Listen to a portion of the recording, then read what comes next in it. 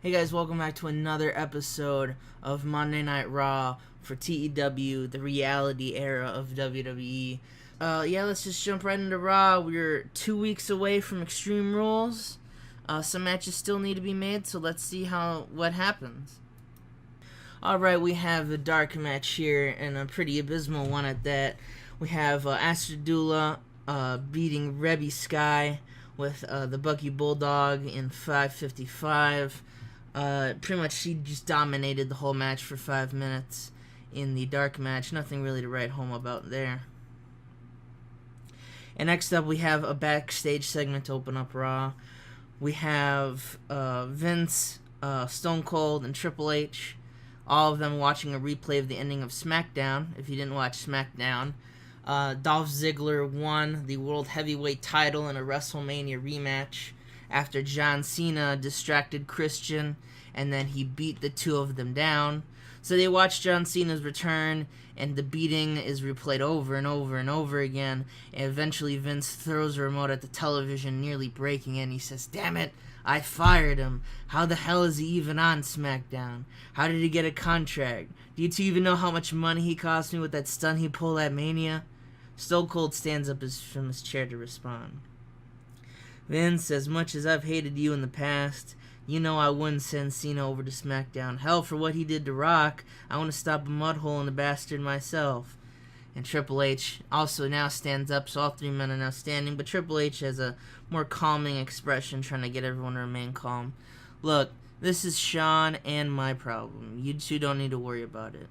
Someone must have given him a contract, and as the COO and head of talent relations, I'm going to make sure we find out who. Now, Steve, you got Raw to run, especially tonight's main event, Punk and Miz versus Morrison and Kofi. And, let's just get this over with." So Vince and Stone Cold, they agree, and Triple H goes, and the mystery of how happened to Cena, as well as the fallout from his actions, still going on as we open up Raw.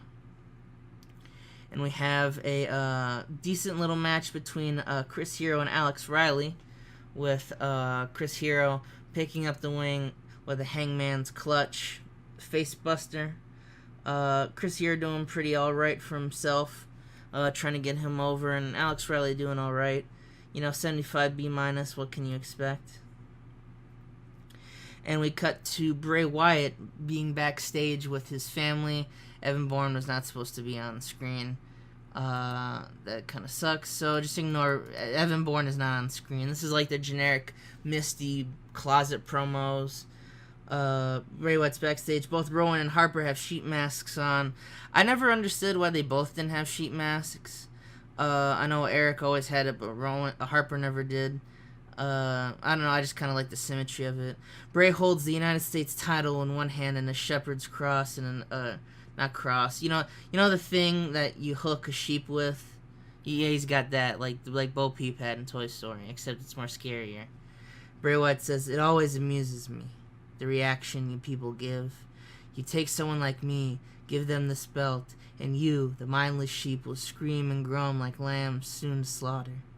Now, if you were to take someone draped in the sacred flags of the nation and held this, you would be a national hero. But the funniest is, even if you coat them in the facade of your patriotism, someone who is just slightly different from you, you would boo them all the same. It's not your fault. You were brought up this way, and soon I will shepherd you all the reason. Join my family." So Bray Wyatt having a very odd promo there, talking about the United States as a whole while holding his United States title. And he has a match with Evan Bourne coming up next, a little WrestleMania match of their own. And he also is defending the title. But Bray Wyatt, he does defeat Evan Bourne with his sister Abigail in about 18 minutes. And this is his 8th defense of the United States title. So on the way to Extreme Rules, we don't have an opponent for Bray Wyatt. He wants one, though. You can kind of tell by that. Is there a reason this match didn't do nearly as good? Holding back. Fuck you, Evan Bourne, you suck. Just kidding. I like Evan Bourne. And then we come back and we see CM Punk and The Miz are shown strategizing their match. it's like you don't really hear any audio and they're not really speaking, but they're kind of pointing. They're probably got like a TV and there's like pictures of Punk and not Punk, Kofi and Morrison flipping, and this is like, yeah, we should probably stop them from flipping. And CM Punk probably doesn't even give a shit, like he just doesn't even want to deal with the Miz. Get to that, and then we have another backstage promo with AJ Lee this time. She's backstage with the Divas title. She cradles it like one would a baby. She laughs at how silly it looks before turning the camera to speak. And she says, Extreme Rules is only 2 weeks away, and I talked to women's general manager Trish Stratus and asked her to put on a match. I gave her a list of the best women's wrestlers we have today. Gail Kim, Katie Lee, and the former champ Madison Lane. Oh, and Natalia's there too for some reason, but I digress. The winner of the match will be my opponent for Extreme Rules, and ladies, I just want to let you all know, the Geek Goddess is watching. Try and impress me. So we have a match up next. It's a fatal 4-way, the various women, for a chance to get a shot at AJ Lee's Divas title, and we'll have to see who that is.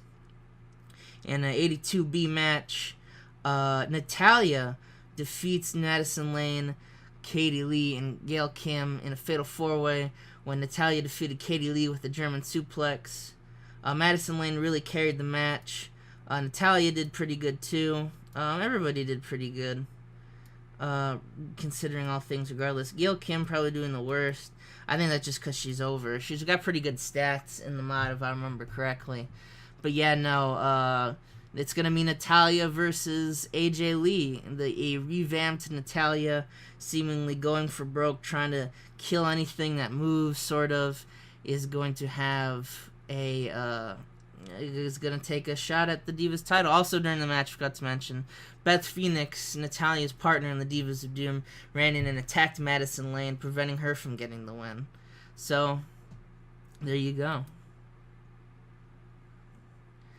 In About the Head, good wrestling and decent reaction from the crowd, we have a tag team match. Jericho defeat the world's greatest tag team in 1908 when the Big Show defeated Charlie Haas with the knockout punch. Just straight right hook knocks him out. Two great tag teams in Jericho and the world's greatest tag team. And, they were kind of on the low point. They lost their tag team title match, but, a win over the world's greatest tag team is nothing to shake a fist at. Get at the pun I did there. And it's good to see that Jericho is still going strong with that 92A match. Wade Barrett and his group come out. The group formerly known as the United Kingdom. And they cut their way, Douglas Williams, Nicholas Magnus. They make their way to ringside to cut a promo. Very many promos on this show. Wade says, take a good look at the three men in the ring. They are the future of WWE and the future of wrestling as a whole.